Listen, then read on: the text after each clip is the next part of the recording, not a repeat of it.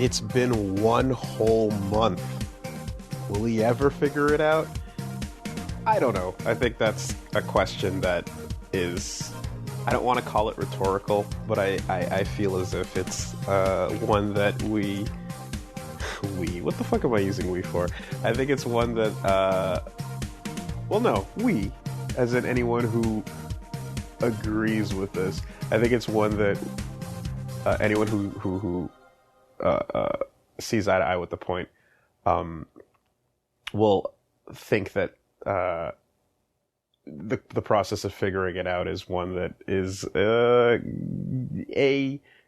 multi-year long experiment. I think the title that I threw on this project is one that is applicable for the extreme long term. So in a perfect ideal world, if I could guarantee it, I would definitely say, yeah, I'll be back every single week with another one of these.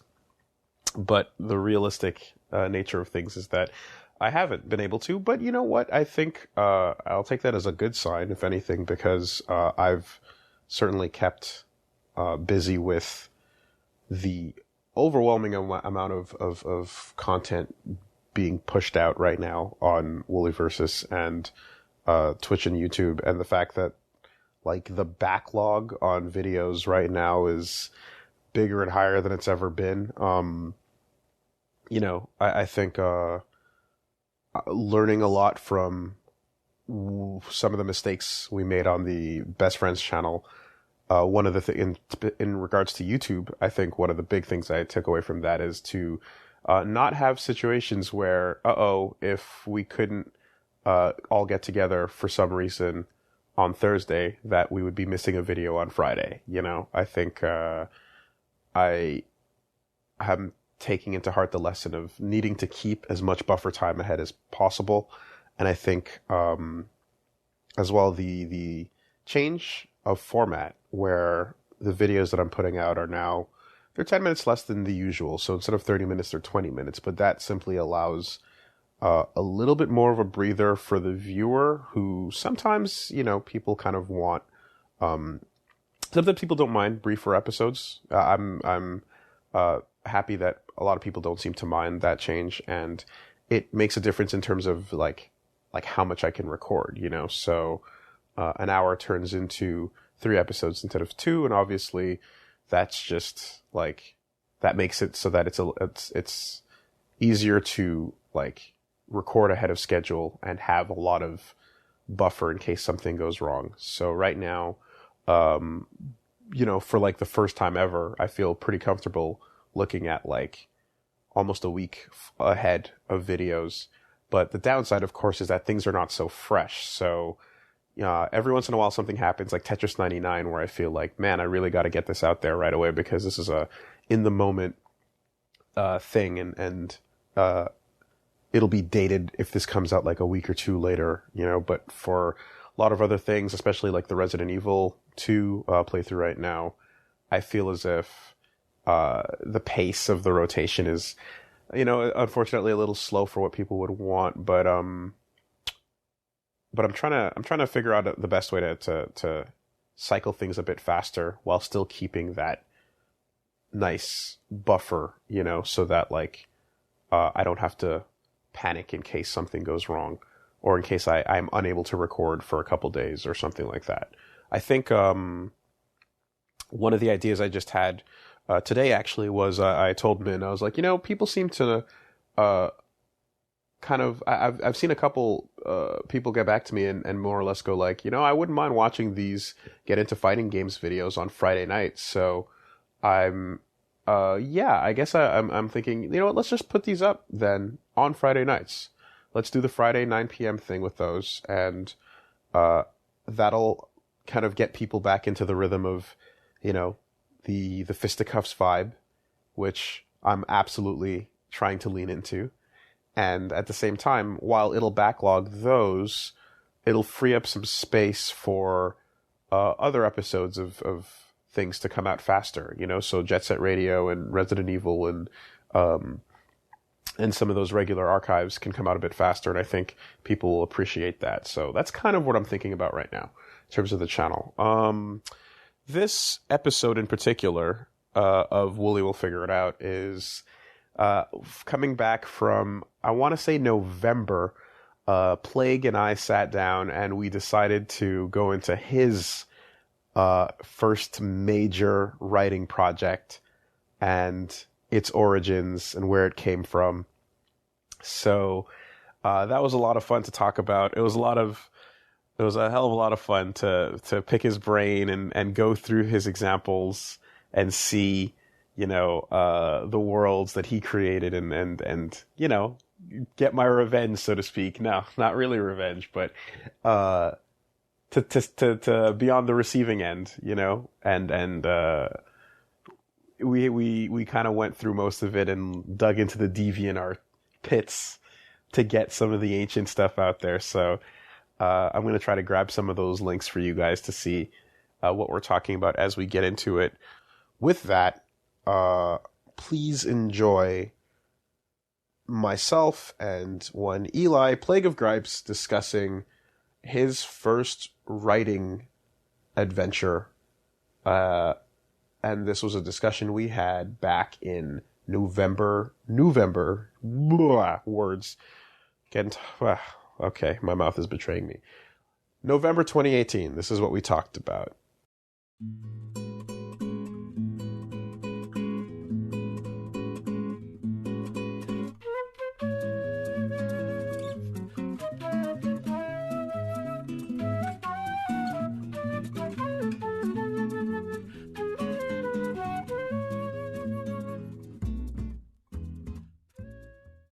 And that's a third time's a charm, I believe they say. We're back in. Maybe. Maybe. It really depends. All right, Plague, let's go. One-on-one. I want to hear about your bullshit. I want to hear about what you worked on. I want to hear about how it went. I want to hear about why you thought it was cool. And I want to hear about the ultimate fate of your various projects over the years. All right. You want to hear all my embarrassing secrets, in other words. Let's expose the dirty underbelly.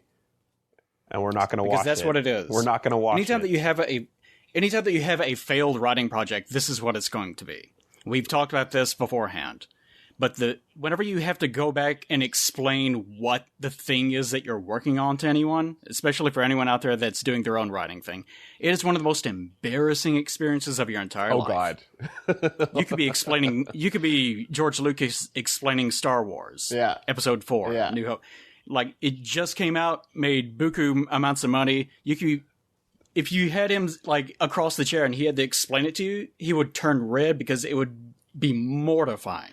Because you're fully exposing what you think to be really interesting, cool, and worth telling, right? It's really revealing about the person. And you're so raw because you basically, like, especially if you're someone that's in your head a lot, which I know we both tend to be, you're thinking about things like, okay, have I layered every aspect of this story enough that it's worth even telling, right? Have I put in enough that is not just surface level? Is there depth to this message? Is there depth to these characters?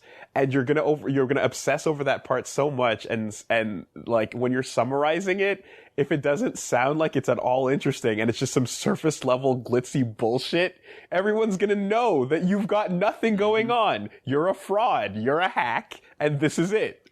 You've just exposed everything. You also have to self-evaluate because it's really easy to get lost while you're doing the project because, well, this will happen, then this will happen. And of course, this means this, and this is the overall theme. And you have all these things going through your head, but then you actually have to start explaining it to the other person. And it's almost like it's like you're experiencing it all for the first time again. So you get caught in this moment of, oh shit, does any of this actually even make any sense? Have I been deluding myself for years? Am I a fraud? And the answer is yes, you're a fraud. But that's the writing process. I think we've talked about before the Red Letter Media movies, right? Like, oh yes, I've never watched any, but I've heard that they have movies they've made. Like, and it's That it comes to mind that and they're terrible. I've heard they're really bad. Yeah, I heard they're super bad, and they're not like tongue in cheek. I heard they're earnest attempts at making good films. And yeah, you kind of have. They sort of are. And so you have to kind of. They're sort of, but they're boring. Is probably the main problem. Okay. And I don't know why. You would actually have to ask them as far as the reasons why all that happened. But it just. But it's easy to criticize, but it's harder to create. That's what it is, right? And it brings to mind that, like, and it doesn't make it any less valid, right? You can point out all kinds of stuff. I mean, hell, like in QA, we're criticizing programming by pointing out its flaws while not being capable of making games ourselves, you know? But it's a really ugly feeling process to go, all right, we've pointed out how over the years, I've done nothing on YouTube but complain about how awful games can be sometimes and point out the hype moments, sure. But we've shat on so many things over the years. Now, here's my blank canvas. Here's what I project into the world. Here's what you ultimately, and the other problem too is that it's easy to look at someone's output as like, this is their chosen message. Everything is their Bible, right? When we know that it was not. It's not. We know that like there's a process that you need to get into at some point where you're like, if I want to make good things, I have to start out by making shitty things, right? The most daunting part of any sort of process, whether you're making a game or whatever, is the blank canvas. Because on that canvas, there could be anything there. Yeah. And I've mentioned this, like I talk about the entire creative process in my videos a whole lot. So if you've heard me talk about this, you're probably tired of hearing me talk about it. But the fact that you have that blank canvas there and it can be anything means that you are accountable for everything that you put down on top of it.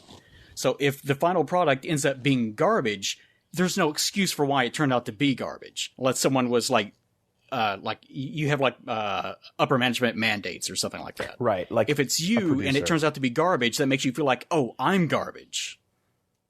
Yeah. And it's a terrible feeling. Yeah.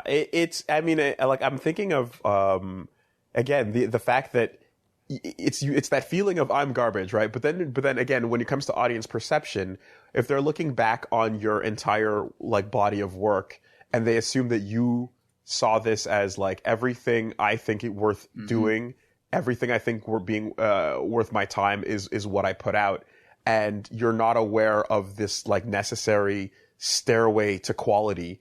You know, you're not going to understand things like how Kubrick's first movie was something that he burned all copies of that he wants no one to see ever. You know, like, and that is not surprising. Yeah, it's like everyone too. There's just no record of it anywhere or archive, and the one guy that he put in charge of it was just completely like destroy all copies, never make mention of this to anybody. And everyone wants to know because they're like, you're a brilliant director. You probably had something interesting. And it's like, nah, I don't want to even put that up to debate. No one will decide, you know? So yeah, I mean, it's like going to my DeviantArt page. Don't do that, by the way. Oh, fuck. But if you went there and you kept going back in time, it's like, no, don't do that. Do not click on this. And if you see it, just pluck out your eyes, erase it from your memory, because I do not want that to come back. Oh, fuck. Yeah. Were any of these projects... It's like going back and looking at the crayon drawing of a famous artist whenever they were 5 years old. Right. This has value. Let's see what the genius did when he was 5. Nothing. He did nothing when he was 5. Because he didn't know what he's doing. He's just a 5-year-old. Now, the question is like, do any of the things you're going to discuss, did any of them start in the DeviantArt era or pre? Oh, yeah. Yeah, it's rough, Woolie. It's real rough. All right. One final thing I'll say about that is that the worst part is whenever a famous filmmaker or whatever it is wants to make something. This is their passion project. And then they make some garbage along the way. And the garbage takes off. Yeah. That's the thing everyone wants. And then they finally do the thing that they were passionate about, and no one cares. And it was actually terrible the entire time. Oh, they just didn't know it. Yeah, that's one of the worst ones.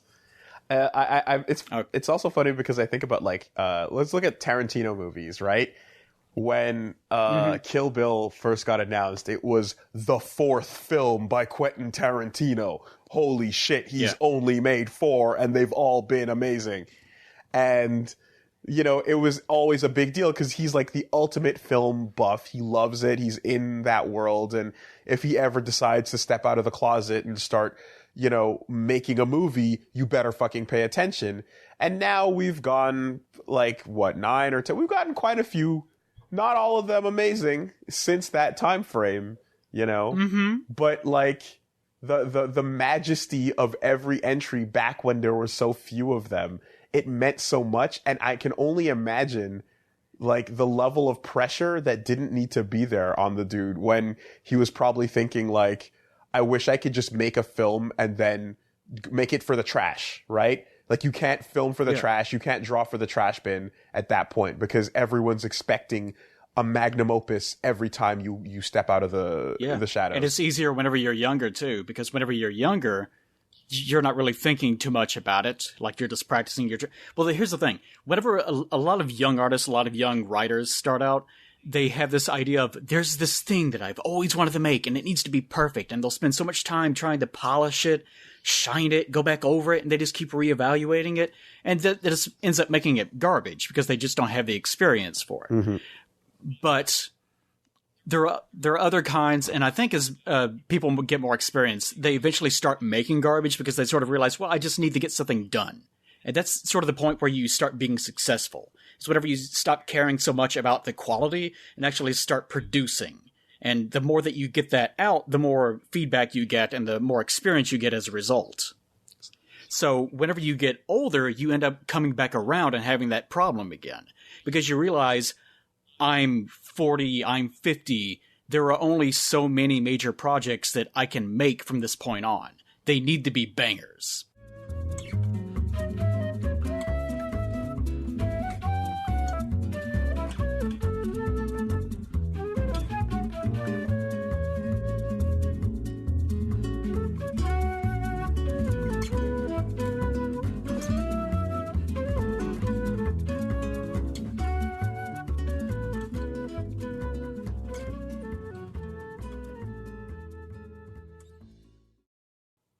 Yeah. All right, but enough about that.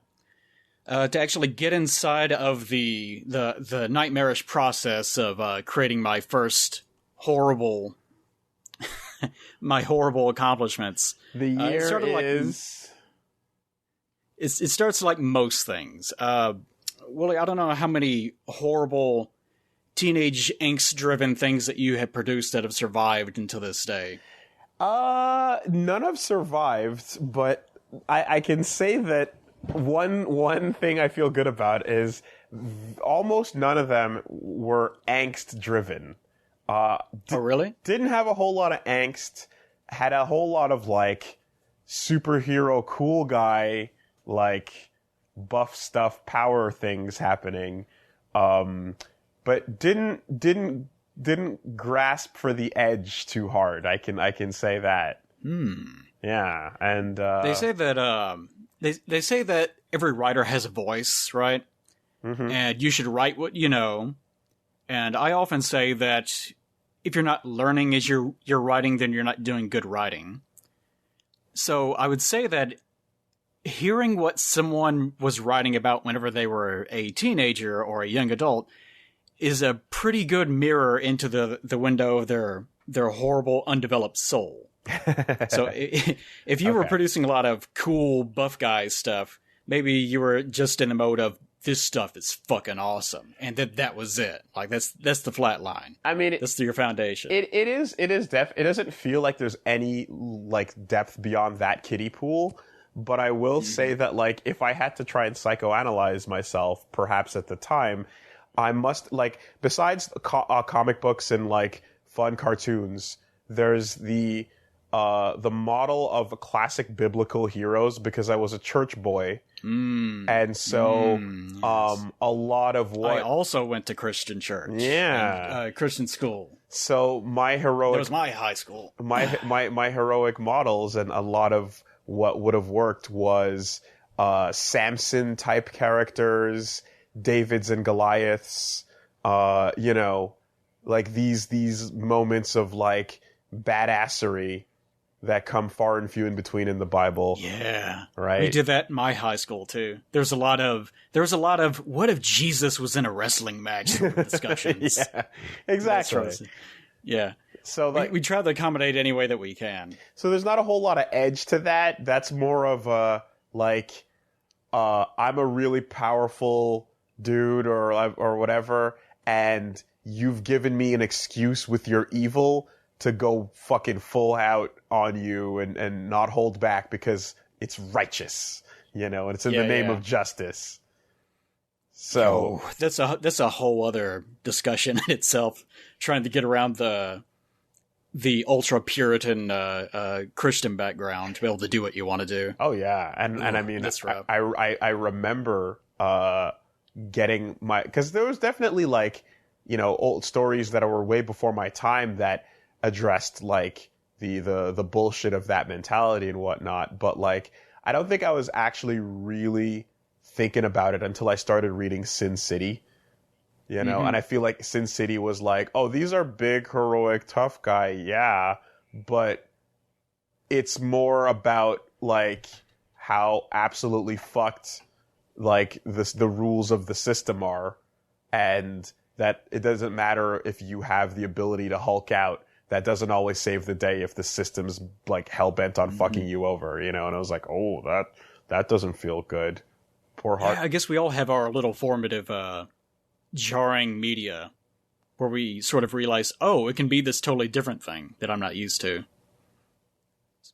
So, to get back into it, the reason why you asked me on this in the first place is because of my experience in writing.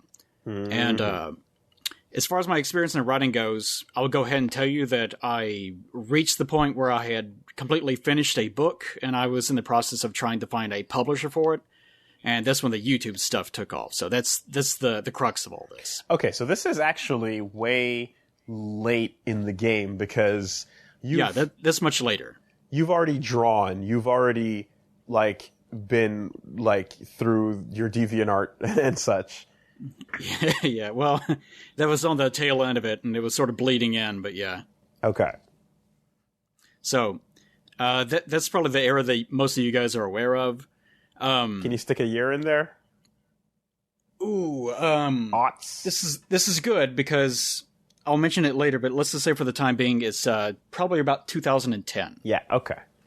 2009 to 2011, probably that sort of thing. All right. So to go as far back as I can possibly remember, I can't remember at the beginning, at the genesis of my shit. There was, I think, some very general ideas about incorporating all the cool shit that I thought was awesome at the time. Of course. And that included stuff like all the formative stuff that I had gone through at the time, which would be like Star Trek, Final Fantasy VII, and, yeah, I know, right? And, like Star Siege. Which you'll have no idea what the hell that is. It's that thing that I played on the channel. Got it. And you can watch the opening of that is still badass, of Star Siege, by the way. So if you go watch the first part of my Star Siege LP, everybody, and just look at that fucking opening cinematic. That thing's awesome. All right, anyways. So my very earliest ideas were just and Dragon Ball. Dragon Ball is also a very big player, and it probably still is to this day, although I don't let that show too much. But the very first stories were about guys with superpowers that had like spaceships, and also they were like superhuman, like they were elevated above everyone else. And I can't remember the general premise of most of the stories because they were sporadic and none of them were finished. Are we on planet Earth? It just depends. Okay. Usually no. Like almost never. Like in all of my stories, I almost never set it on Earth. Okay. And if I do, it's some alternate history Earth. So that kind of just was, I was like in the ether at the time. Like nothing I did had any merit. None of it was an actual story. It's just garbage. I was just throwing garbage out into the air. And a lot of it was just in my head. It wasn't probably until I got out of high school, there was one story that I did finish for a high school project, and one of my English teacher actually encouraged me to pursue writing because she thought that it was actually good, which it wasn't. Like, it was pure garbage. But I'm sure that whenever you're a teacher reading a bunch of children's stories and all of them are just about cell phones and like something that you saw on TV or Star Wars or whatever, then someone that actually tried even remotely is mighty impressive. So that's probably the reason why she encouraged me. But I actually didn't start earnest stories probably until I was out of college for the first time. Okay. Because I got out of high school, then I started going to college, dropped out, started doing line work, like working at a place where you assembled like buckets and shit like that. And that's whenever I decided, you know what? This shit is stressful. And that's where the writing comes from, by the way. Oh, line work is in actual assembly line work, not like line art. No. Okay. I've had many different kinds of jobs in my life. Apparently, a wide variety of them, according to most people. But the general gist of all my jobs has been that they have all been miserable, and like my formative experiences whenever I was a kid was also miserable. I'm not going to go into like my mopey backstory, but just in general, I had a shitty childhood, and that's where the writing comes from. So whenever I first started music. Yes. So my first stories were about the same thing as the thing that I ended up publishing. And this is the reason why it's hard to describe this. Because this is sort of the nature of writing in general and the nature of creating these sorts of stories, is that the idea that you had whenever you were 17 could be something that you finally end up using in some other form whenever you are 40 years old. Yeah. I get you. I totally read that. Do you get your own? You have your own things that you have sort of tucked away, Woolie? These ideas, like, oh, that would be awesome. And then 20 years later, you're still like, yeah, that'd be awesome. But not the version that I had when I was 17. No. This new one, the new No, but this, like, even the process of this entire, like, podcast on old projects, there's the ones where I was like, no, don't talk about that one, though. That might still be good. Yeah. Oh, fuck yeah. Okay. So I'll give you a great example of this. This is probably the most embarrassing one, too. Okay, because I mean, I just want to ask, like, did the universe start as a universe or with a character or an alter ego? Yes. Probably the earliest thing that I can think of was there was this old web forum where me and my best friend wrote Star Wars fan fiction together. And we did it with, this is very vague memories. By the way, I'm like 36 or 37 or something years old, so this is really vague for me. But we did it as sort of this online game where we would like rank one another's stories, and we had like RPG stats that we would get for like performing well in terms of our writing. Like, it was actually pretty fun at the time, but looking back on it, those are bad. That's a bad thing. But at the time, it was fine. So the original premise of my entire universe probably was this character who was basically just a self-insert of me, or the best version of me. You know how like, whenever you make a video game character, a lot of people will say, well, this is me, but it's not me because I'm garbage. It'll be the me that's really muscular and he's good at everything, and everyone loves him. The ideal. So yeah, that character was Damien REKLAW. And yeah, and Damien because Damien's a dark name. Oh it's yeah, name. Absolutely. Yeah. How and long REKLAW was his hair? Well, it was longer than mine. It was longer than mine. Yeah. It was down to the shoulders because that's more dramatic, right? REKLAW. Yeah, and REKLAW was because that's Walker spelled backwards, and Walker's my middle name. Ah. But there's a REKLAW, Texas, and that actually is named for the same reason apparently, because the founder was named Walker and they just spelled it backwards. Really weird. I think that's true. You can fact check that with a quick Google entry search. But that was probably the first instance of this character showing up. Does he wreck the law? Maybe not. Probably a little bit of that too, knowing me. It was pretty garbage at the time. Okay. So this self-insert character had like all the things that I really, really liked. Like he wore armor, and like this is Star Wars. Like, why is he wearing armor? He should be wearing like Jedi robes, right? And I think he had like a yellow lightsaber because like, well, yellow's my favorite, and it's unique. Like everyone's got red or green or whatever. Like I'm going to be the unique guy. I'm going to be the unique one. Was it a straight up lightsaber? Or was it a beam sword? It was not a double edge or anything like that. Because I thought that was stupid. No, but what I mean is, is this a beam sword for this world, or is this actually a? Well, remember, this is Star Wars fan fiction. Oh, so right, it's in the universe. In the universe, right. Okay. Yeah, we haven't got to that point yet. Gotcha.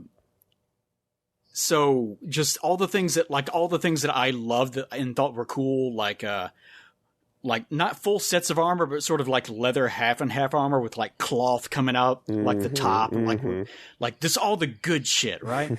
And if you go back far enough, I'm sure that you could find more images of this character, as abysmal as they are. And I would like draw this character like every year, like refining what I wanted him to look like. Okay, that's the good shit. So eventually that character and these sort of traits of being sort of like magical in a way evolved into this setting that I ended up constructing around it. And he was one of many different characters that I think I called Daijins, because at the time I had really gotten into combining Latin like roots and words and stuff to slap together and make new words. Because I'm like, well, that's smart. That's smart because you're workshopping stuff. By the way, that is okay, but I like to make fun of it regardless. And Dai, of course, means two, and Gen is like generational. It's things like that. So I thought, well, this is going to be like humans, except they're superhumans. Mm. So I created all these other characters that were also Daijins, and they sort of interacted together. But the important thing to me was that whenever I was a teenager and whenever I was a young adult, I was very irreverent, and I still am. And this persists to this day. I don't have much respect for authority, and this is like a Myers-Briggs personality type thing. I think I'm an INTP or INFP or something like that. That's the same as me, actually, I believe, yeah.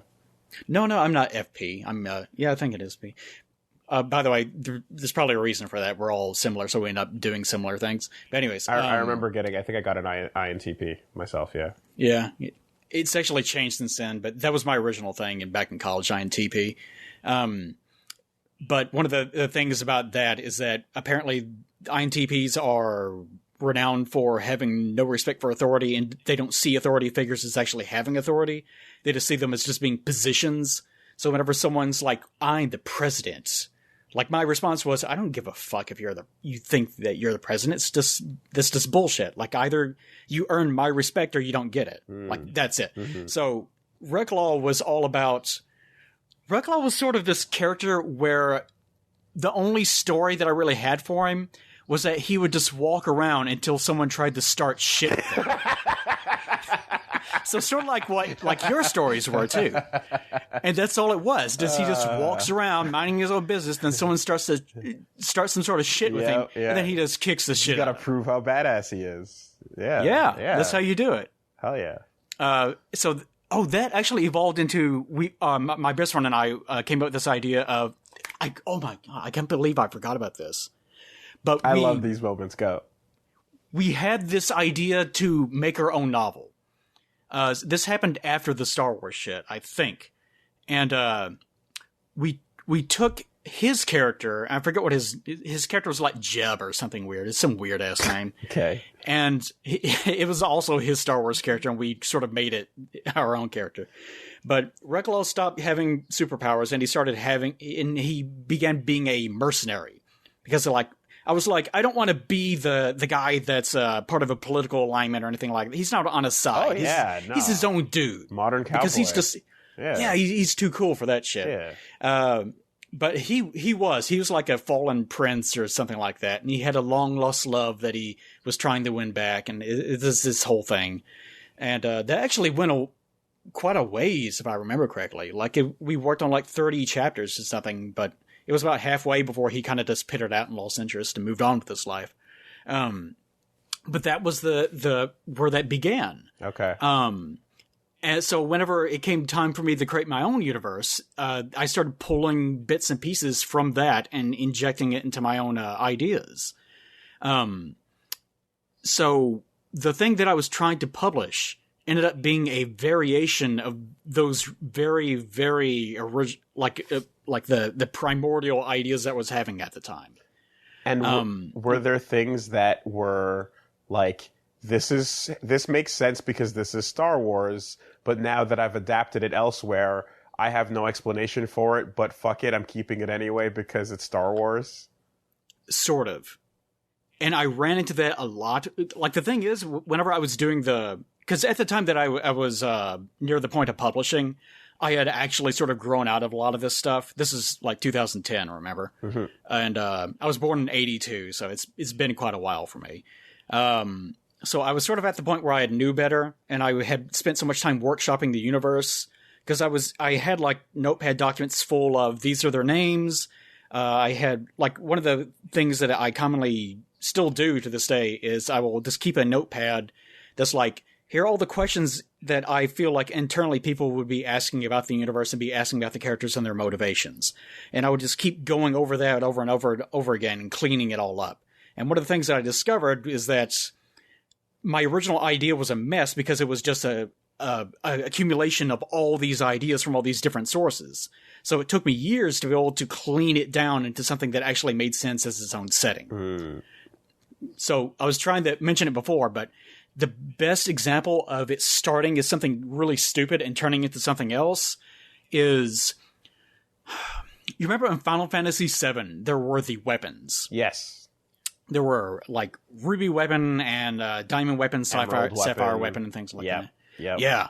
So my favorite out of those was Diamond weapon, because I just thought that its general shape was badass looking. Mm-hmm. And I loved how it opened up the shoulders and like fired rockets. Like, oh, that's fucking awesome. Yeah, but the other ones are lame. Big old Xeon thing. Yeah. Yeah, it's a shame that he wasn't stronger. Anyways, so my original Do Not Steal weapon, like, this was not part of the stories. This is like me at like, when did it come out? 96? I think 7 came out. So yeah. I would probably have been like 15 or 16 whenever I came up with this stupid idea. It was like, this is Shadow Weapon. It was actually called Shadow Weapon. Yeah. I'm pretty sure that it was. Yeah, absolutely. And it was basically just Diamond Weapon, except it was almost completely black. It had like one red part in the center, right? And it had like spikes on it, because spikes are radical. Of course. And that was my great idea.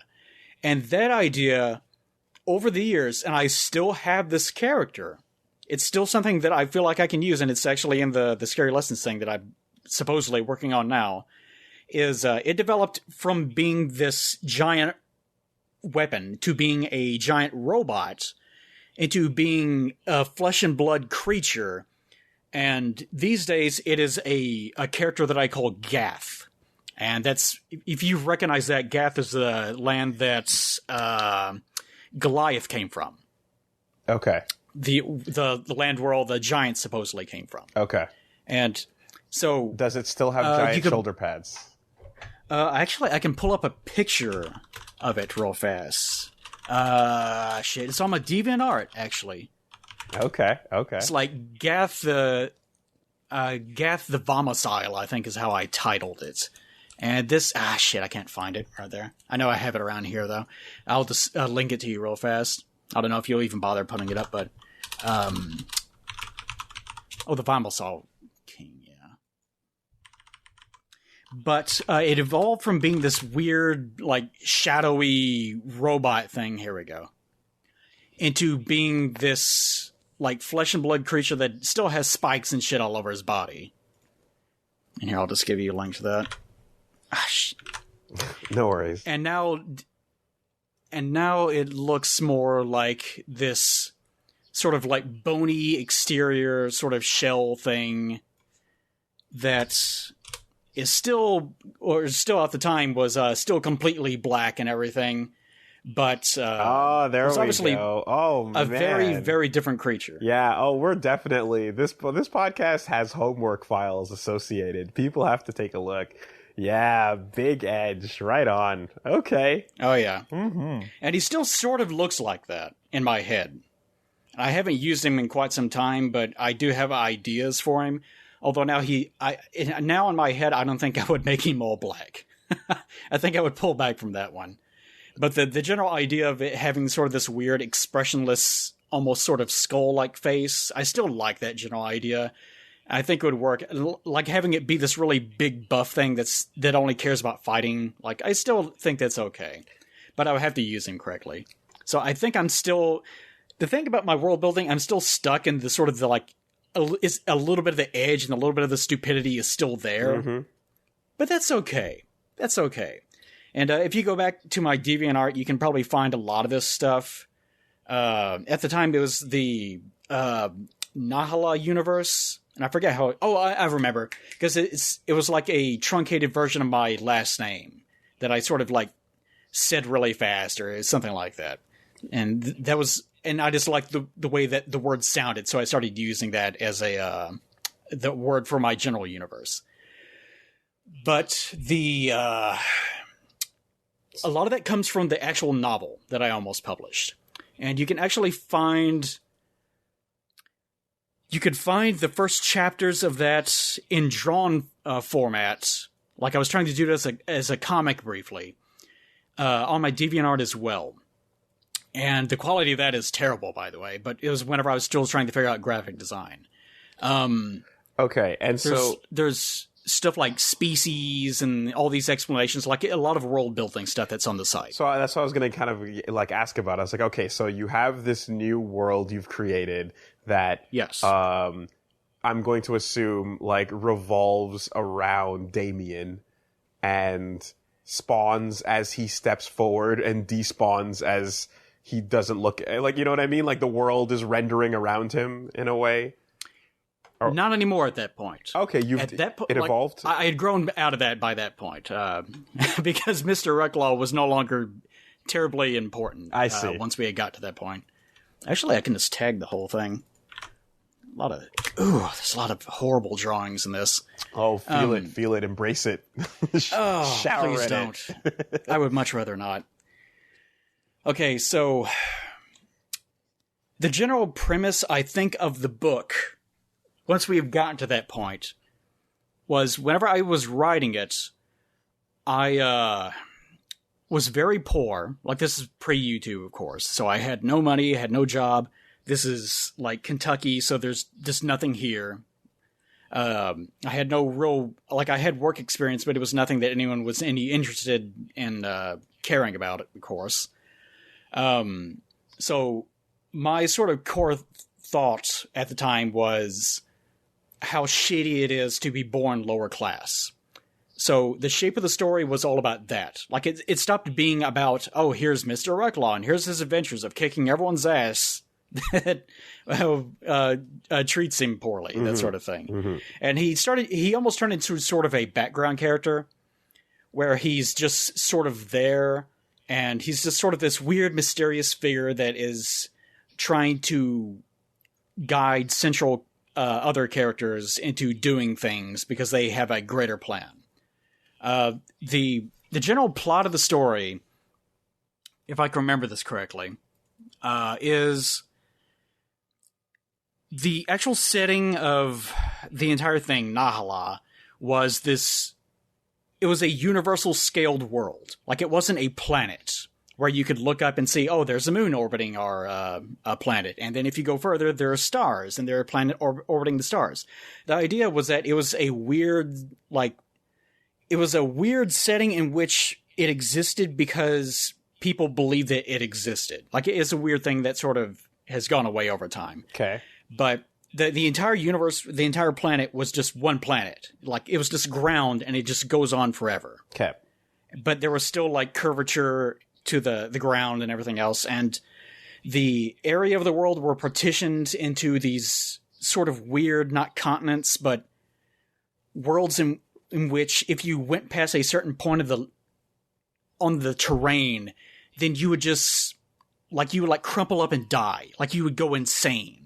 And if you went too far, then eventually your body would just, explode into nothing. And like a lot of that was because of this, my world, like this is crazy because I'm trying to think back but it was one of those things where it had gotten so complicated that I just needed a reason why it was the way that it is. You know how you asked that question before? Yeah. About, did it get to that point where none of it makes any sense because it used to be Star Wars or whatever it was? Yeah. It was sort of like that. Like, I just had this idea of I like it being one place. Like, you don't have to worry about anything else. It's just one planet. The whole universe is one planet. It's contained it's so because big. Shut up. That's why. Yeah. So it was just like that. Like, why is it contained? Because the gods want it to be contained. So that was it. But that's the setting. And the entire thing takes place in one of these little land masses. This sort of area that's the size of like one country, pretty much. And it had a king in it, this guy named Ganadine.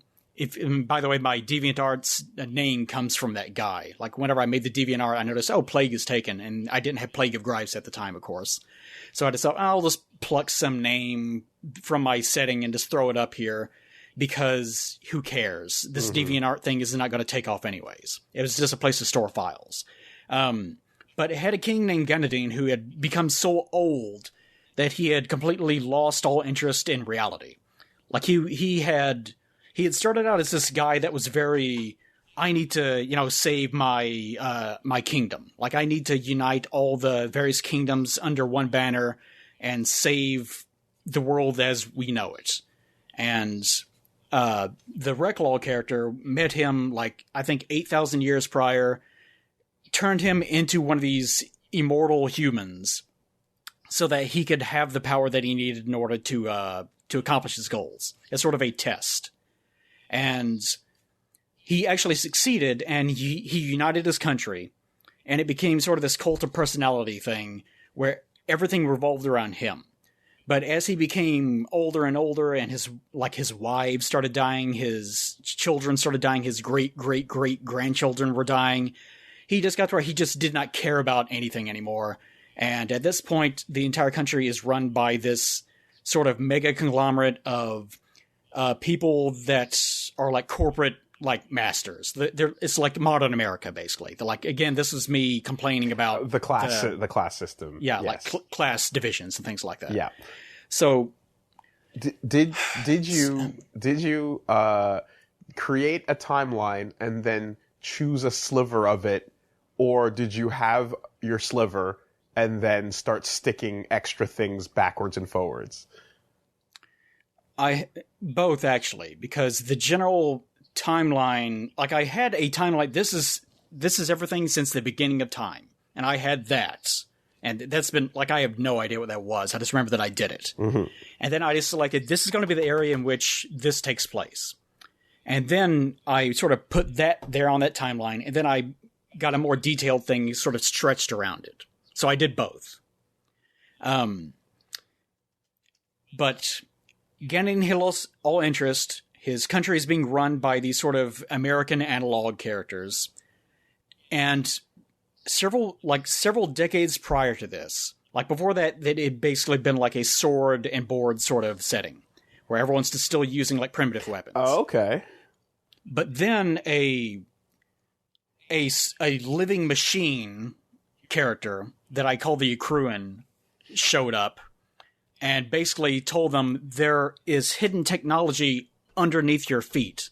If you dig it up, then you'll advance like centuries, millennia in the course of a short amount of time. And that's how Ganadine rose to power in the first place, I think. It's been a while since I thought about it. All right. And as a result, now this is where the Star Trek comes in, by the way. Fantasy is sitting on top of science fiction. Yes. I really love that stuff. Yeah, everyone does, Eli. It's awesome. Everyone like, thinks it's fucking awesome. Everyone wants a knight with a machine gun. So now they all have these like almost city ships that they fly, but they don't really understand, and they think it's weird because they're made to be flown by people that don't know how to fly them. Like, everything seems to operate on its own for whatever reason. And this living machine thing is still in the palace, hidden away from everyone else, working, like, doing human experiments and stuff like that. and no one knows that it's actually there, except for like Ganadine and like one or two other people that are like in the head estate. So the general premise of the whole thing is now there is one of these old god characters, and REKLAW is one of them, that are coming into this country as the civilization is collapsing. Like there's a scene, this is one of those things where the things I was listening to started coming in. I really love the song Little Ghetto Boy by Dre at the time. Okay. And I even had like a chapter scene where it opened in the exact same way, where the characters are shouting about, you gotta open up your own shop. You know, I would die so this child can have a future, like that sort of thing. It was almost verbatim from the song. That sounds really bad. But that was the whole premise. Like the country is collapsing in on itself. Class warfare is at its peak. All the poor people are rising up and overthrowing all the rich people, but the country is still collapsing. And in the meantime, there's this old god that's like this made of, like, it's like The Thing, because I really love The Thing, right? Yeah. Yep. And that's basically what this was. It is a version of The Thing that can take over people and life forms, but it primarily takes over things that people love and people have great attachment to. That, like, so if you have like a book that no one gives a shit about, then you have another book that's like, it's the Bible, but it's the Gutenberg Bible. It's the first one ever made or something like that. This thing, I think I called it Pioculum, would take over that, and it would be able to turn into it. So this is more convoluted than I remember, but I'm remembering all of it. This is going. It's going. Yeah. All right. So this other nation that comes from a completely different country. Yes. Like they are a wandering itinerant nation, because this was another allegory, like, oh, they don't have a nation anymore. They're, the entire thing, I think, the entire thing was called the Dreamers' War. That was like the name of the novel. And the entire idea was that it was a novel about the American dream and the way that class warfare is inevitable and the collapse of the state and all this other nonsense. Was this book 1 of 3? Book 1 of 5? Maybe. It was self-contained at the time, because it's like, well, I have some ideas for the future, but let's just be practical about it, right? Sure. Right. So there's this itinerant, this is what the America looks like in the future. Like, this is Super America. They show up in their ships that are the same thing as what they have been digging up out of the ground. So I'm seeing these two nations. I'm seeing American military generals in the sci-fi setting, and some of the art that you're showing. Like, here. I have some drawings of that. Yeah. The guys in the uniforms are those dudes. Right. So, man. So these guys show up because they are outrunning Pioculum, and they are also investigating it at the same time. Like, their entire culture has started to revolve around this thing and trying to figure it out, and trying to figure out how did it destroy our world that we came from. Because their world is just nothing now. Like, it completely consumed everything. And that's what this Pioculum thing does. It shows up to these worlds and completely takes over everything until it becomes that world, and then once it has completely consumed everything, like any sort of human thought or like care that anyone ever had about this world, attachments, then it would just revert back to itself, which is this weird, like, fleshy, like, thing made of, like, bone and teeth and eyes, and just fly off and go to the next world. Pretty strong creature design here for Pioculum, actually. I'm looking at that. He was okay. Yeah. He's still around. It's not bad. Yeah. So the entire story is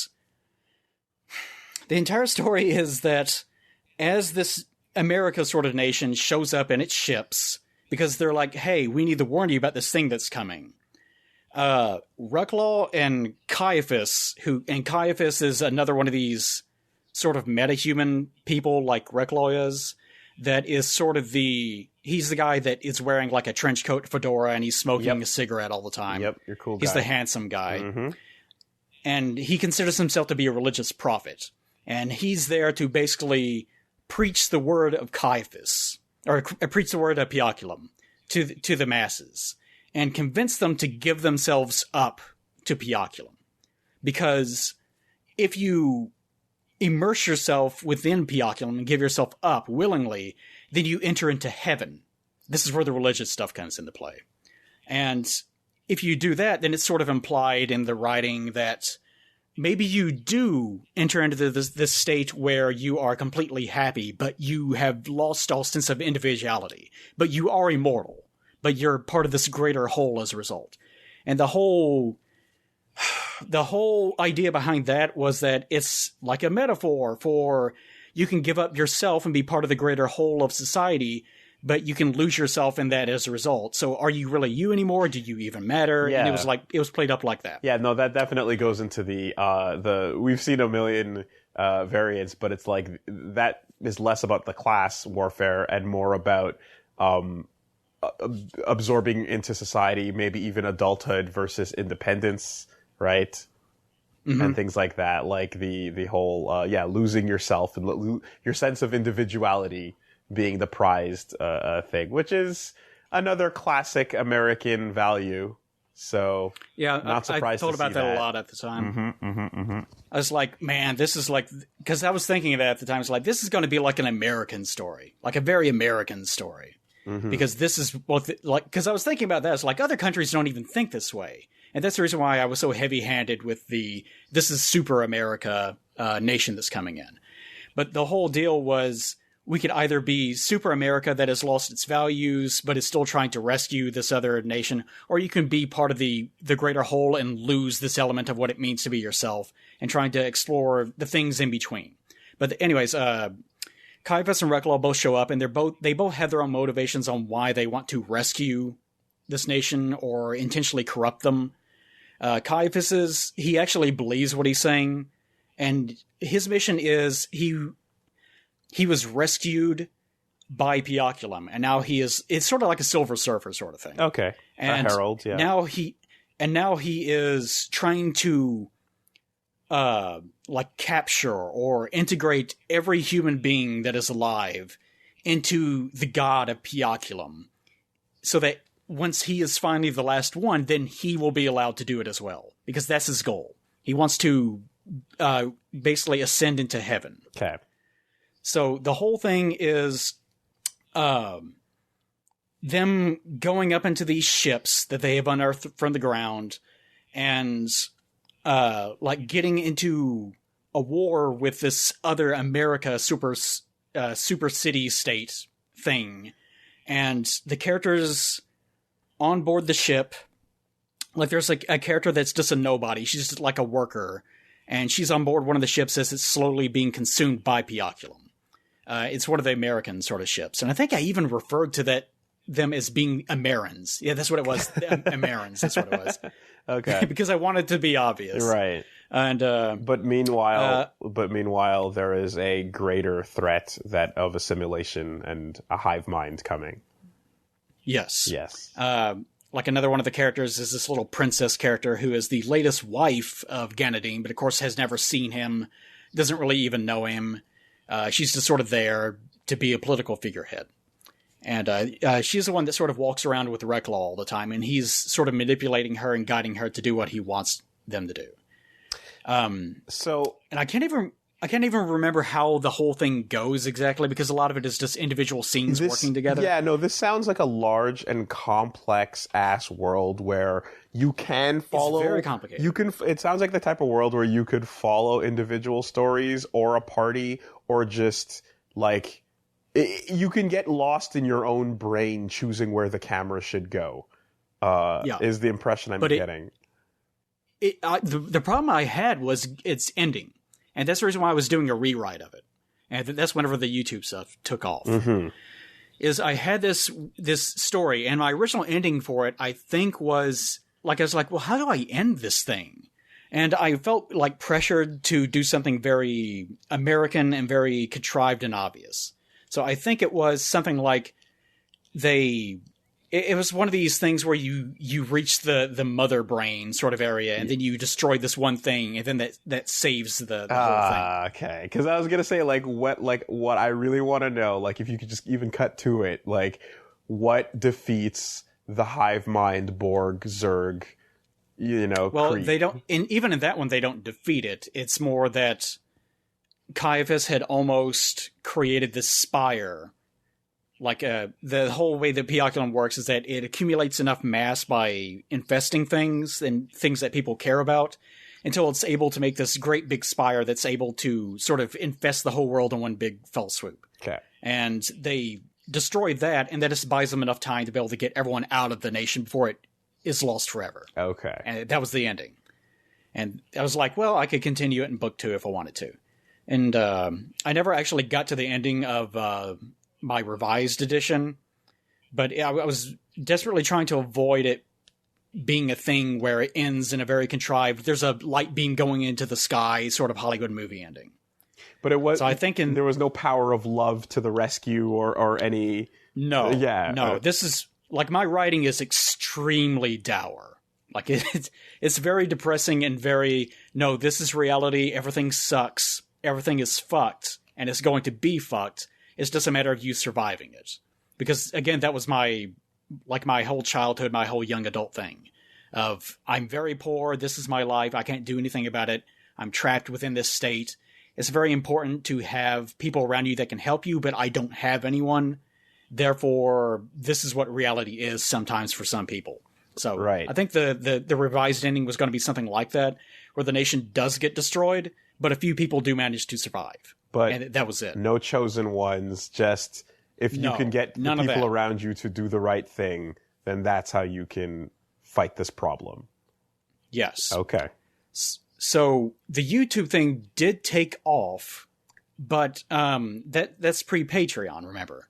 So whenever I was still doing the animations, I was trying to work on this, and then I thought, maybe I could have something that is a bit more approachable because people are paying attention to the YouTube. Maybe I could get them interested in a webcomic. And that's where the gauged webcomic came from, which was like the very last thing that I did in regards to any sort of writing, I think. Okay. And before that, I had done, Huge Quest? Yeah. There's the video of that. There was was it TG Chan, I think? TG Chan is a forum board. Because I was doing a lot of posting on traditional games, the 4chan traditional games board, because I was really invested in that at the time. I did a lot of Warhammer 40k drawings because I was really into that. That transitioned into going to TG Chan. I did a lot of quests things. You know what quests are, Woolie? Quests? Yeah, there's a. You know what? Okay, you know what Homestuck is, right? Yes, I'm vaguely familiar with Homestuck. That is a quest format webcomic. Okay. Where you have a webcomic, but you say, all right, readers, tell me what needs to happen next. And then you incorporate that into the story. Like, that's the format. Okay, and that came out of like Ruby Quest is probably the most famous, like primordial one. I think Reaver did that one. Or no, Weaver did. That's right. And I did several of those. Like, I'm not going to go over all those. But I did several of those. If you want an example of one, Huge Quest. That's an example of one of those. Right. But there was a process, though, at some point where you decided to publish this, though. Yes. Yeah, I should probably go over that first. Yeah, so before you branch out, yeah. Yeah, this is loaded, Woolie. You were worried. Will you have enough to talk about? I was like, yeah. Oh shit. Okay. No, because I know that as tempting as it is to be like, yeah, there was a war, there was a hero guy, and then some evil sort of thing, and then whatever. But anyway, I was writing, and I know as much as you want to hand wave a gloss, and I'm like, nah, dude, give me the nitty gritty. I want names, I want places, I want themes, and we got those. I still have the manuscripts. We got those. I still have those. Yeah. So now I'm like, all right, now you're holding on to this book. You're holding on to Dreamer's War. Yes. Right? Yeah, the Dreamer's War. Because the American Dream, blah, blah, blah. And you're now looking to ship it around. Well, first off, before I even started this, I had it set in mind, I want to try to be a writer. Because I was just throwing things against the wall. Like, that's where the YouTube thing came from. It's just poor me, nobody Kentuckian that no one gives a shit about, I'm fucking weird and I know it. And I'm just thinking, what can I do to have my own career doing something? And I didn't know what it was going to be. And I thought, I can try to be a writer. Like, I felt like there are two things that I can do. I can draw, sort of, and I can write. And my decision was, writing, you can read writing and construct whatever you want to in your head. Yeah. So there's no worry about the quality. But with drawing, it's either shit or it's not. But so I thought, that's such a fallacy, though. That's so insane, because the quality of writing, if anything, adds like your eyeballs, you can look at a picture and go, oh, that's bad or that's good. Well, it's not like I was starting from nothing, because I had done a lot of writing up to that point, as far as like short stories and stuff like that goes. And there's also like old, there's old forums where you could submit things for a small amount of money, and I was doing that too. Like, there's a whole thing behind this, Woolie. But anyways, I would argue that like writing is easier. It's easier to mask the bad and make it so that you and that's the reason why I did that, because I was an okay writer. And even like, I was opening up some of my old documents. Like, I still have some short stories that I never finished too, apparently, that I just discovered today preparing for this. It's like, well, the prose in this isn't that bad, I guess. It'll take a while for the stench to reach the nose. Yeah. Got it. And there's a lot of shitty writing too. Like, it's a very particular sort of market. So that's the reason why I decided to go down the writing path. So whenever I started this whole story thing, the first thing I did was like start researching, well, how do you publish things? What's the process of this? And the whole process of actually writing the story and then sending it out, I think took 1.5 years or 2 years, which is pretty typical. But there is a very particular sort of format that you have to write in.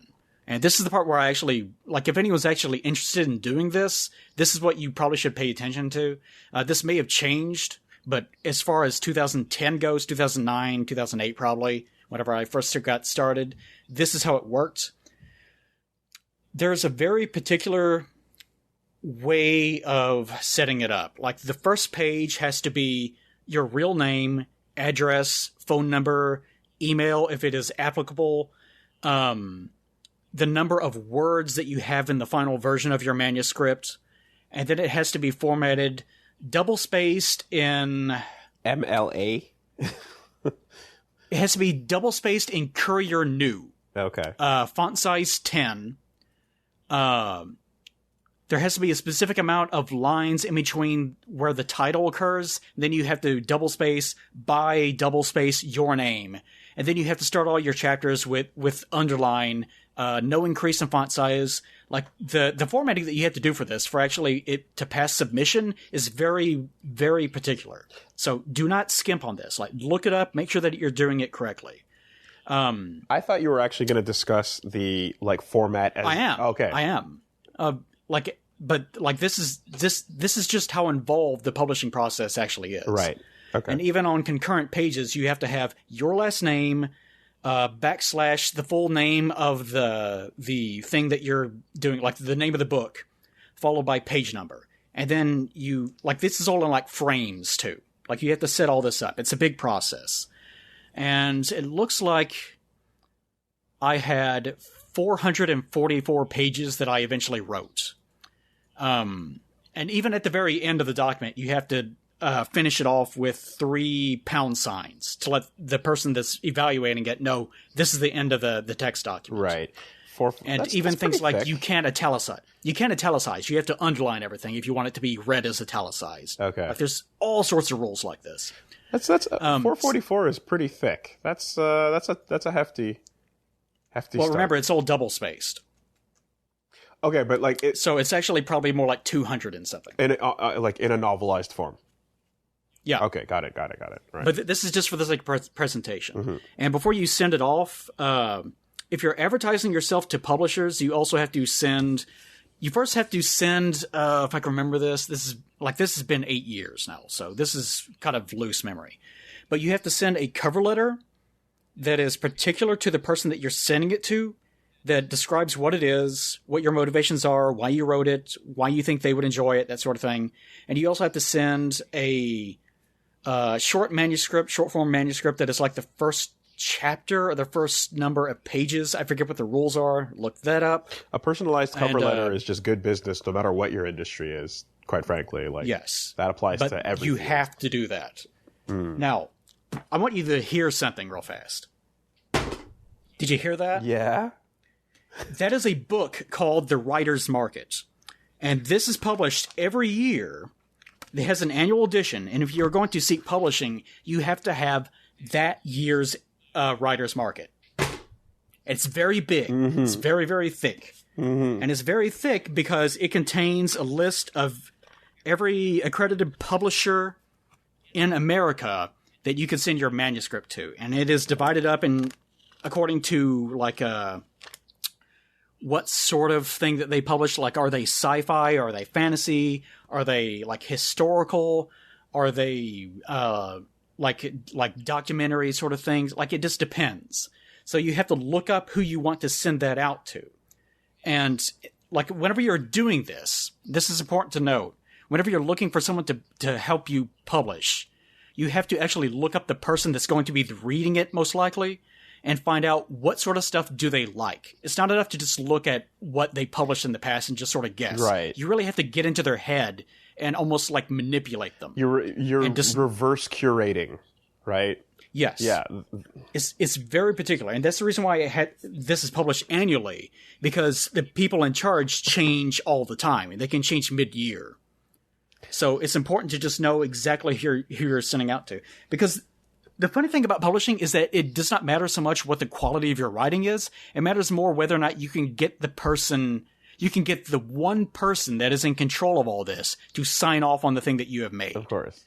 Now, so if you can personalize it to that person and have them be like, ooh, this one thing that I like more than everything else. It doesn't matter if it's trash. It will get published. But so even before you sent it to or found the person and sent it to them, how many people did you run this by?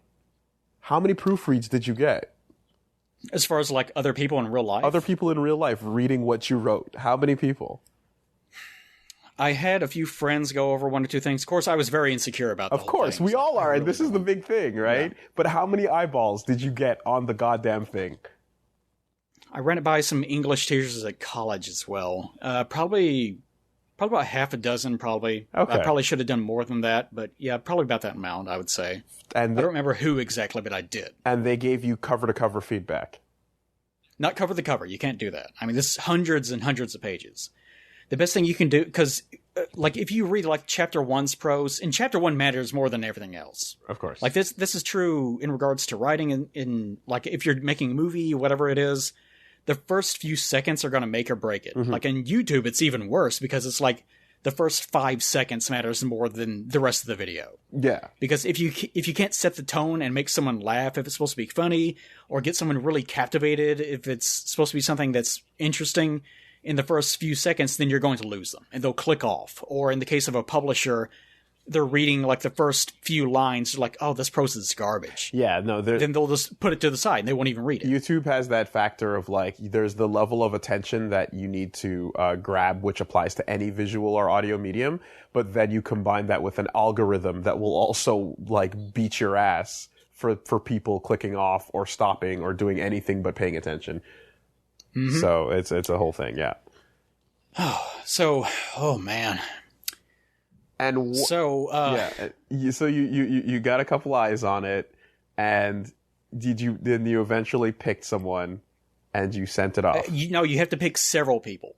Okay. Like this is the thing. Like there are even some cases where I rewrote some of the first chapter based on who I thought was going to be seeing it. Yeah. Okay. Yep. Like this is a whole game you're getting into whenever you're publishing. Yep. It's not a matter of I'll just do the work and then people will see it. Nuh-uh. No. Like no one has like read the modern version of this thing ever. Like this is just my eyes and that's it. Okay. Because that's as far as it could get. So I sent it out I would say probably to over a dozen different publishers. I probably should have sent it out to more. And the thing about the publishers is that they go through these like cover letters and manuscripts, like sometimes hundreds of them a day. Mm-hmm. Like the biggest ones, like they don't even read most of them. They're like at best you might get like a few words in. And then once that's out of the way, they just throw it in the pile, and that's it. They'll just burn it. So the next day. if you can tailor chapter 1 to just be this masturbatory, personalized hand job, like you got to get down and you got to suck it like it's chrome. Like you suck that shit till it's not even dry. It's like burnt. And you got to know which one, you got to know whose is whose, you too. Yeah, right? yeah. You don't even know. Like you have to do like fucking PI work on this shit. Like, go to their site, start looking at pictures, and be like, that's the motherfucker right there. Yeah. I'm going to tail him. Like, it's complicated. Like, that's the industry. And, like, famously, there have been famous writers that have clued in and been like, it's just because I, like, made it that one time. Like, people know me, so any crap that I make, like Stephen King is like this too. Like, he said this. Anything that I make, they'll just publish because of me. And I think maybe even King did do this. I can't remember. But you can probably look up pen names that people have done this with. There was a famous study done on this once of... we really wish you could find it with a cursory Google search, but I'm not going to do it right now. Of an author that has written something... completely new, and then resubmitted it to the people that are their publisher, and they get rejected. J.K. Rowling did this had a book that was completely under a different name. Yeah, several people have done this actually, but that's the nature of it. It's just you just have to like hit a home run, and maybe you can resubmit the same thing, the exact same goddamn manuscript. And maybe just that day they completely forgot that they read it and they just felt better about it that one day, and then you take off. Like it's almost random. So how did your process go then? As far as like publishing goes, or like how far did the Dreamer's War get in the game? That's it. Like of course you have to get back contact information and like we're interested or we're not interested. No one ever sent back anything that was like, oh yeah, we're interested in more like... It went into like the void. This. It just went into the void. Basically. Okay. I think there was like one or two where they're like, we're actually pretty interested in this, but not at this time. Okay. And that was it. Okay. And looking back on it, this is a very video gamey sort of story. And that's sort of the problem that I ended up having with it. Is because I realized I really want to do things that are like this, but it's not well suited for like publishing it and putting it on a bookshelf somewhere. Because most of the things that are on bookshelves are like tired Tolkien-esque fantasy, or they're very realistic. And there's not many things in between those two things. And there's certainly not a bunch of video gamey sort of style plots that are unique that aren't also like, this is a Halo book, or it's a Doom book or something. So there's almost no market for it. Now, so it died. Like, it met a few eyes and then died. Did you have any feelings one way or another as to, like, content-wise, what would have made it get passed over? Like, or just, like... Like, what the thing that people are most critical of? Like, what's the part that made it suck? What do you... Yeah, like if we're getting into why you think this failed, like, do you think you could have just kept hammering on it until it went somewhere, or do you think there was something that was a fatal flaw that needed addressing, or at the very least, like I said, an Achilles heel? A lot of the quality does not matter. A lot of it is just jerking the guy off. Okay. Right? Okay. So a lot of it is, one, I was not established, because a lot of the people that publishers pick up, especially these days, are people that are already well known online or on the street in some capacity. Like most of it is the cover letter. It is not the product. Most of it is just it's just like any other industry. Right. If you can give them in your cover letter, I have this many number of followers. Like if I did it today, I could probably get published. Because I could say, this is my Twitter handle. Yeah. This is how many followers I have. This is my YouTube page. This is how successful I am. This is how much money I'm pulling in off Patreon or whatever it is. And then you can say, this is the amount of money that I think that this will bring in.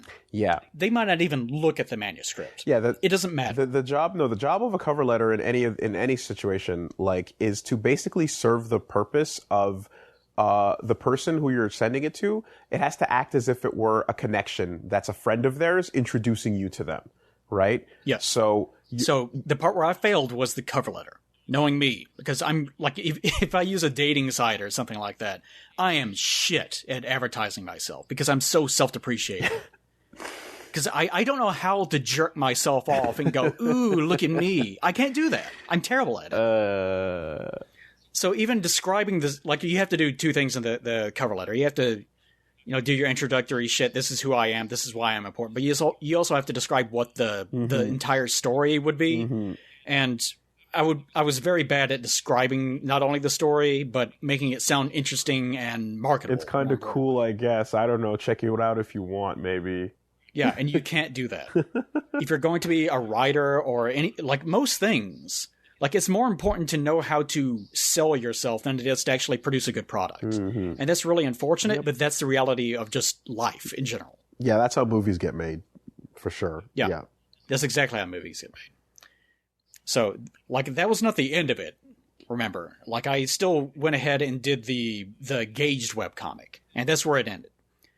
Because the ideas that I had in this, it still occurs in the same exact universe, this Nahala universe thing. Except in this case, it was about a kid named Ram who was a subspecies of human, because remember, these are enclosed environments, and all of them are running from Pioculum. So the basis of this was there's this one world where a whole bunch of characters from all sorts, it's like Star Wars, all the characters from all these other sort of enclosed worlds where humans have been evolving in different ways show up and all have crash landed in this one area. And the whole thing was mainly about this kid named Ram, and he was nicknamed Ram because he has ram horns, his subspecies of human have horns that grow out of the side of their head where their ears would be. Right. For it's because I thought it was interesting looking. And animal people, yeah. Yeah, but actually there have been there were no furry people in any of these versions almost. There's the one that I can see. I'm looking at a cat girl, dude. That's JL, and that's from one of the other. That's from one of the other quests. Okay. She was in Gauged, so that is a one character, and even then, I sort of undercut the whole. She's a cat girl, and she became more of just a human that has a tail. Okay, and that's kind of where that went. But the whole premise of this was. This kid is trying to rise through the economic ranks to get enough money to be able to help his dying sister who has cancer or something like that. And that was going to be the premise. And I don't have the files for it anymore. It died on an old hard drive, unfortunately, and no one else has it. And Google doesn't have it cached or anything. So this is gone forever. But it was the most recent thing, and I removed it since then, but you could even find the old link to it back in the day on my YouTube channel. It was like a little tie, because that was his whole thing. He was like an idiot that dressed in a white t-shirt, but he also wore a red tie. And eventually he got rid of it because he sort of grew up, and that was the whole thing. But it still had all the old characters of REKLAW was there, Caiaphas was there, and sort of old-looking guy that wore this sort of scarecrow sort of outfits, and his name was Aiton, and he they were all these Daijin characters, if you remember that. This old concept of the Daijins that I had whenever I was really, really young evolved into whatever the hell I was calling them now. I don't even remember. What I'm wondering is, at this point in time, right, when you go all right, repackage it. We got a new thing. We're coming. It's a comic book. It's visual. You can come at it from a different angle, tell a different story, but the players are still the same, even if the camera is not focused on the same main character. How much of this is a fuck you, it's still good. I know you're gonna like it. I'm keeping it in. I don't care. And how much of it is I've been at this shit for a decade plus now. Holy fuck, I'm not abandoning it here because it's just been. It's not even that. I need it out. I need it to come out. That's just the writing process in general. It's the creative process. There's this one thing that I like. I'll make this thing, and then over time you just sort of keep reshaping it.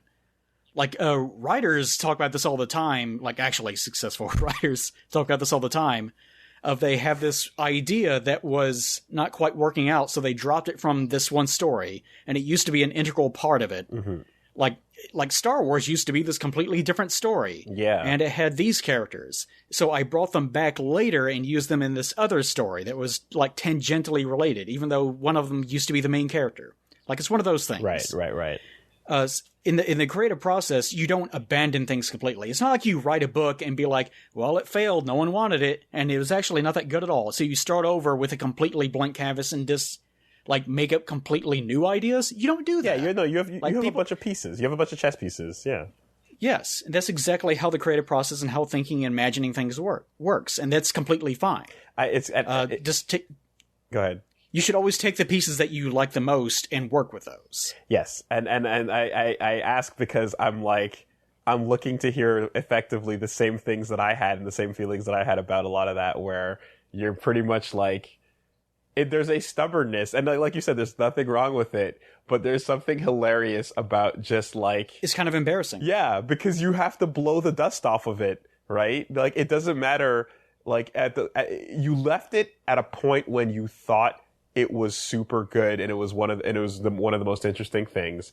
And then perhaps time, or perhaps if someone gives you feedback on it, like, there's something that just changes with your feelings as you come back to revisit it, and you look at it and you have that ooh, right? That initial like ugh, but then you go, but hold on though, and you kind of get down and you strip it away, but you still use it because at your core, there's something that stretches from way back when, childhood or teenage years or high school or college, that you're like, but it's still cool, and I still like that thing, and I'm going to hold on to that cool thing, and no one can take that from me. And it shows. And I'm going to make it work. And it shows. Because, like, if I was describing all this, like, I had the old, like, Daijin thing, and, like, even now, like, the thing that I'm working on in the most latest way is, like, the Ghoul School thing that took off. I developed that into my own thing. It's like, well, I like some of the characters, I like some of the ideas. The designs are completely different at this point. It's a completely different story. I can use this, and I like this thing now. And so that's where the Scary Lessons thing came from. And I have a video of that on my channel, the Scary Lessons comic I did. It's like 6 or 7 pages or something. Really short. It's something I could produce in the time that I had. And I thought, well, maybe I can make like a visual novel sort of game out of it. And that's currently what I'm supposed to be working on, although I don't have anywhere near as much work on it as I wanted to. But a lot of the old ideas are still there. Like the whole, like even like the Saiyan girls. Yeah, remember them? Yeah. Like they're there in their own way, but they're no longer Saiyans, obviously. Whoa. But they're still the same characters, and they still look sort of the same. And the same thing with like REKLAW or Caiaphas and all of them, and like Gath in particular. Like they're still there, but they're like way off in the background. They don't matter as much, but they're still part of the world building, and they're still characters that might show up here and there for their own reasons. It's still like it's still good. It's still good. The pig's flying through the air. It's still good. Shit, the struggle and the squirm. Yep. Okay. Now, and I never know if any of it's going to actually matter. That's the funny thing about it. Like if one of these things eventually takes off, that's going to be the Bible, right, like you said earlier. Right. That's going to be the thing that everyone remembers. Well, this is the thing that you created at so-and-so point in your life. It's like, no, that's just the latest thing. Like if this had not taken off and I had done something again like 20 years after this, it would have been completely different, but it would still be the same character. So the last thing I'm wondering now, especially since like you've come at it from at least 2 different mediums, if you could then say fuck the budget and just make it exist in like wave a magic wand, and it exists in any form, what form would you want it to suddenly spawn into existence in today? So what would be the best medium for it to convey this full story? Well, the thing about it is that it's more of a setting and a general sort of idea than it is anything else. Probably something like an animated miniseries, I guess. Probably be the best format for something like Scary Lessons. Okay. That's the thing. Like if it was this Dreamer's War thing, then it would have to be like a film. But for this whole to get the parts that are worth telling in your opinion out. Like if I had to abandon like Dreamer's War, Scary Lessons, and just pick all the parts, my favorite parts, and slam them together into one new thing. Netflix 10 that has episodes. all the things that I want. Yeah, it would have to be a series of some sort, because that's the only way that you can get that much information into a small enough space. Because you can't do that in film. You can do that in a book, but a book still has to be a cohesive story. So it almost has, like, whenever I was writing the book, I thought, what if it was a film? What would it look like? So I wrote it that way. Right. And because that's still a contained story. So yeah, it would have to be a series. I think that's a series of some sort is probably the superior way to get anything like that out. Like if you made something and it was a setting that had a long enough narrative, it has to be a series. It has to be a Breaking Bad or whatever. That's the only way to do it. Okay. And all of this, all the pieces are still in the box. None of this has gone anywhere. It's still floating around, and things. That's the worst part about it, or the best part about it, depending on how you look at it. Is that I have all these ideas and they just have nowhere to go. I mean, I still technically have the very first manuscript, like of the book, and it's complete, and I could release it, but obviously I did not like that first version, and I'm sure you know this feeling very well of, this thing, but I don't really like it exactly just yet, so I'm going to keep working on it. That feeling. Yeah.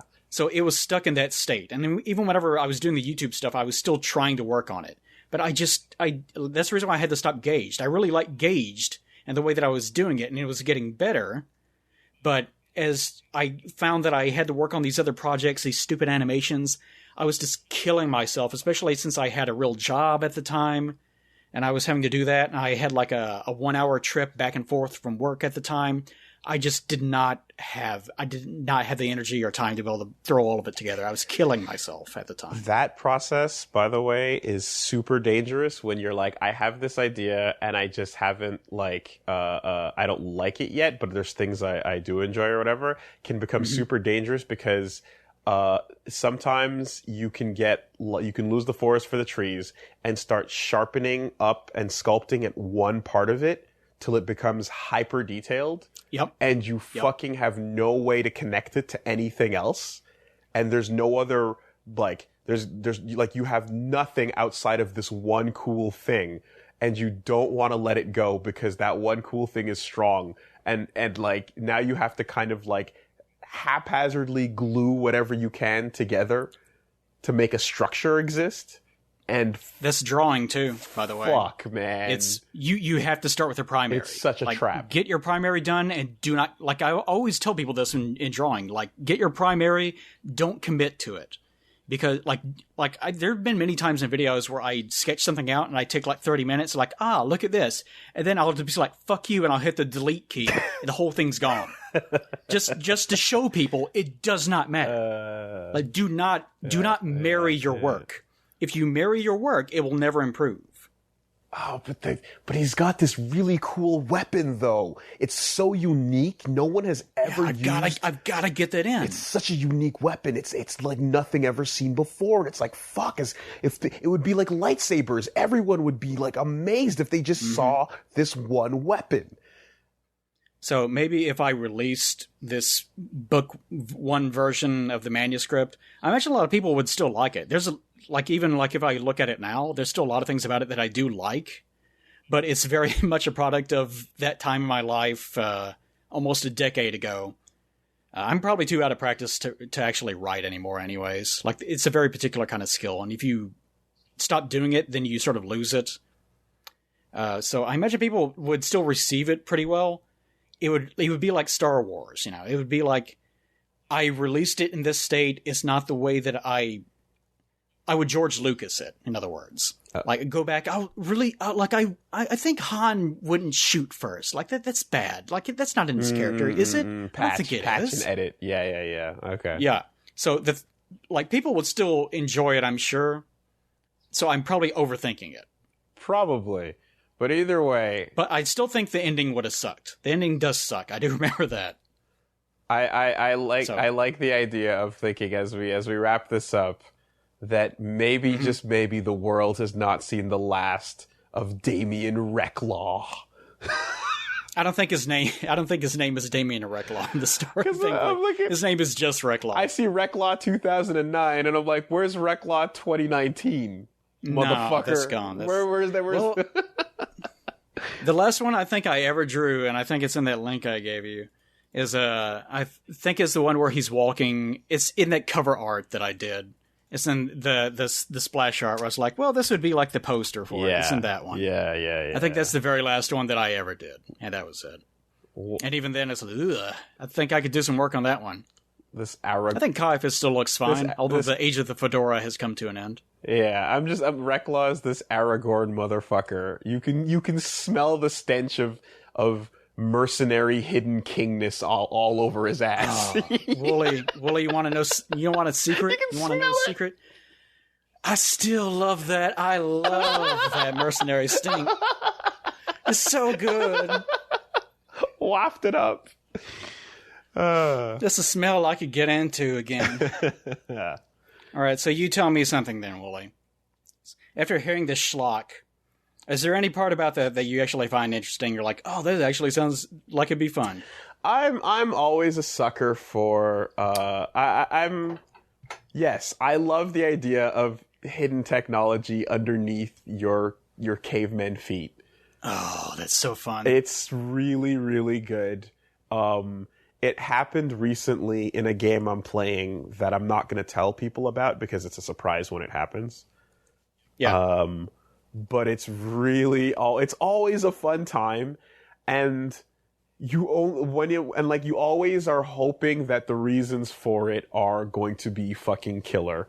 But I'm a sucker for that because then you get an excuse to have these mashups between time periods and explore ideas where you draw parallels for soldiers across time,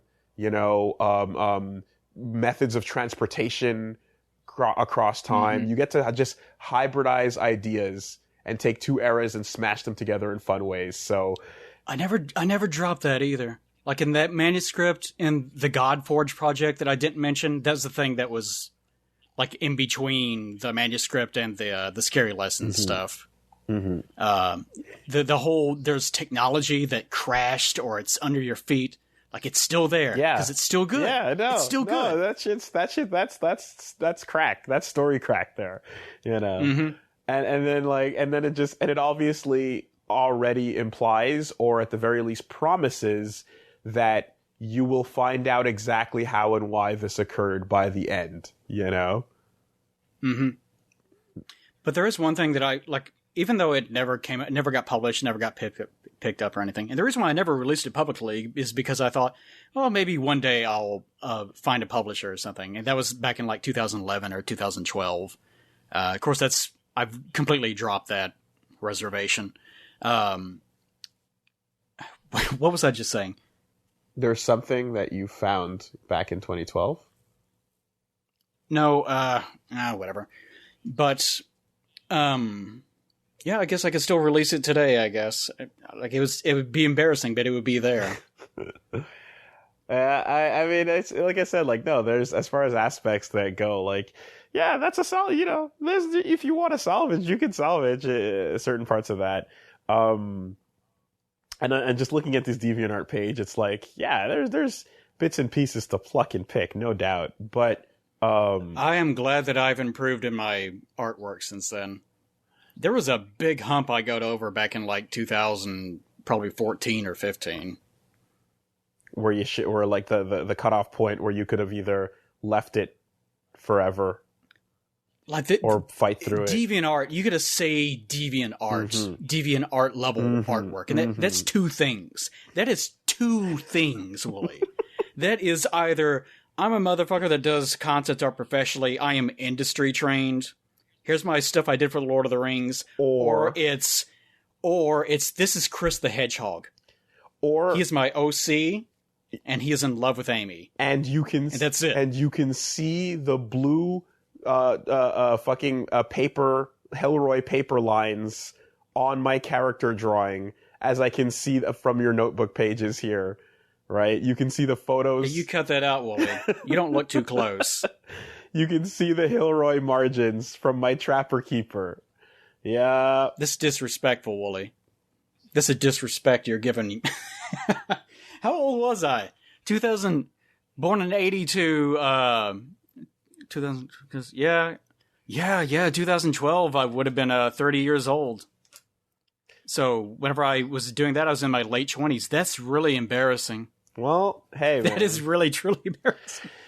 Because the thing about it is that a lot of, like, I'm fine artistically now, I guess. Like, I could definitely improve.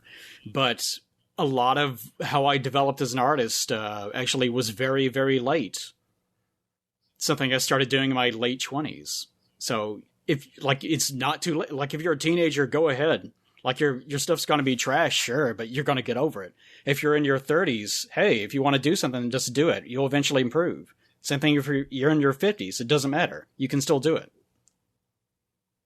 If you ever want to change your name from Plague of Gripes, you got one waiting for you. Damien REKLAW? You got one waiting for you. That's all I'm saying. Yeah. No, I think I'm going to pass on that one. All right. I think the days... He's not my projection anymore. He's his own character. His own shitty character. He's still irreverent, though. I appreciate the peer into the gaping soul that puckers as we Ooh. as we look. Feels bad. Yeah, dude. I mean, like, I for what it's worth, like, again, like, as I'm scrolling back and now down over this page and I'm looking at the Vomicile King, I never would have guessed, FF7 there, but it's yeah, it changed a lot, didn't it? Yeah, there's a mask here. There's a nice mask in place that is not.